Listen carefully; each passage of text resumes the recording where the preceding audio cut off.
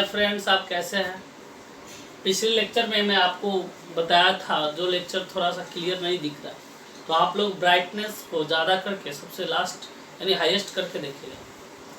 तो सबसे पहले आपको हम लास्ट किए थे पिछले लेक्चर में कि टाइप्स ऑफ क्रिस्टलाइन सॉलिड, यानी difference between amorphous solid and crystalline solid, दोनों में अंतर बताए थे, जो VVI क्वेश्चन होता है।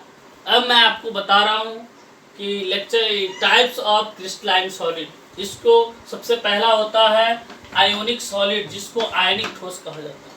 इसका दूसरा होता है मेटालिक सॉलिड, जिसको धात्विक ठोस कहते हैं। इसके बाद तीसरा होता है एटॉमिक या नेटवर्क सॉलिड, या इसका एक और नाम होता है कोवैलेंट सॉलिड, जिसको जालक ठोस कहा जाता है। इसके बाद होता है मोलेकुलर सॉलिड, आणविक ठोस, है ना। इसके ये और मोलेकुलर सॉलिड जो होता है 3 पार्ट में डिवाइड होता है। सबसे पहला पोलर मोलेकुलर सॉलिड होता है, इसके बाद नॉन पोलर मोलेकुलर सॉलिड होता है, हाइड्रोजन बॉन्डेड मोलेकुलर सॉलिड होता है। पोलर मोलेकुलर सॉलिड को ध्रुवीय आणविक ठोस कहते हैं, नॉन पोलर मोलेकुलर सॉलिड को अध्रुवीय आणविक ठोस कहते हैं, और हाइड्रोजन बॉन्डेड मोलेकुलर सॉलिड को बोलते हैं हाइड्रोजन आबंधित आणविक ठोस। तो 4 प्रकार के हमारे क्रिस्टलाइन सॉलिड होता है ना। ये ionic solid, metallic solid, atomic और नेटवर्क सॉलिड, कोवैलेंट सॉलिड। इसके बाद मोलेकुलर सॉलिड, मोलेकुलर सॉलिड भी 3 टाइप में बढ़ जाता है। पोलर मोलेकुलर सॉलिड, इसको ध्रुवीय आणविक ठोस कहते हैं। इसके बाद होता है नॉन पोलर मोलेकुलर सॉलिड, इसको अध्रुवीय आणविक ठोस कहते हैं। इसके बाद होता है हाइड्रोजन बॉन्डेड मोलेकुलर सॉलिड। इसके बाद हम पढ़ते हैं अब आयोनिक सॉलिड के बारे में पढ़ते हैं। इसका डिफिनीशन होता है those solid in which cation and anion are bonded with coulombic force is called ionic solid। यानी वैसा ठोस जिसमें धनायन तथा ऋणायन, है ना, कुलम्बी बल के द्वारा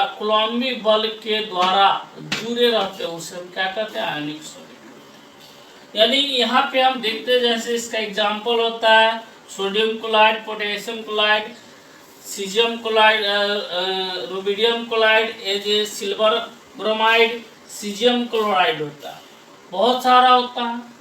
जैसे हम एक स्ट्रक्चर की बात करते हैं कि ये जो क्रिस्टल, ये जो सॉलिड है कैसे बना हो, जैसे हम यहाँ पे बात करते हैं तो इस कॉर्नर पे हम देख रहे हैं कि क्या है कि सोडियम पे प्लस चार्ज, यानी ये कटायन फॉर्म में इलेक्ट्रॉन को त्याग किया, Cl माइनस यानी एनायन फॉर्म। तो यहाँ पे कटायन और एनायन, इस दोनों के बीच में एक फोर्स लगा है, जिस फोर्स का नाम है क्या, कुलम्बिक फोर्स, या इसको इलेक्ट्रोस्टैटिक फोर्स ऑफ अट्रैक्शन के भी नाम से जानते हैं, इलेक्ट्रोस्टैटिक फोर्स। तो यही फोर्स जो है इस दोनों को क्या करता, बांध के रखता। फिर यहाँ पे एक फोर्स लग जाए, वही फोर्स फिर यहीं पे लग जाएगा, फिर ये जो इस कण के बीच लग जाएगा। जितने भी पार्टिकल्स है, सारे पार्टिकल्स के बीच कुलम्बिक फोर्स या इलेक्ट्रोस्टैटिक फोर्स लगेगा, इसके कारण ये सॉलिड का निर्माण हो जाएगा। इसी को हम आयनिक सॉलिड होता है। आयनिक का मतलब होता है आयन होना, तो कटायन है और एक क्या है, एनायन है। इसको हम पॉजिटिव चार्ज, इसको नेगेटिव चार्ज बोलते हैं। तो इससे हम डिफिनेशन बना सकते हैं, ये दोनों तो कटायन है, कि those solid in which cation and anion are bonded with Coulombic force of attraction, या कुलम्बिक फोर्स इज कॉल्ड हो जाएगा ionic solid.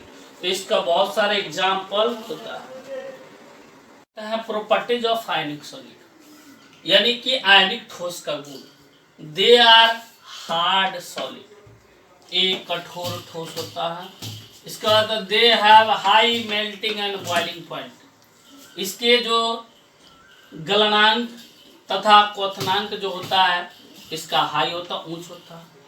They are soluble in water but insoluble in organic solvent. इसका मतलब क्या कि ये जलीय विलयन में, है ना, जलीय विलयन में क्या होता है, घुलनशील होता है। सोल्यूबल का मतलब घुलनशील होता है, परंतु, है ना, कार्बनिक विलायकों में अघुलनशील होता है। इसके बाद they are bad conductor of electricity in solid state. ये ठोस अवस्था में विद्युत का कुचालक होता है। ए ठोस अवस्था में, ठोस अवस्था, सॉलिड स्टेट मीन्स अवस्था, ठोस अवस्था में विद्युत का कुचालक होता है। Due to free electrons are absent, यानी कि क्योंकि इसमें कोई फ्री इलेक्ट्रॉन, मुक्त इलेक्ट्रॉन उपस्थित नहीं रहता। इसके बाद they are good conductor of electricity in molten state, ये है ना द्रव्य अवस्था में विद्युत का चालक होता है।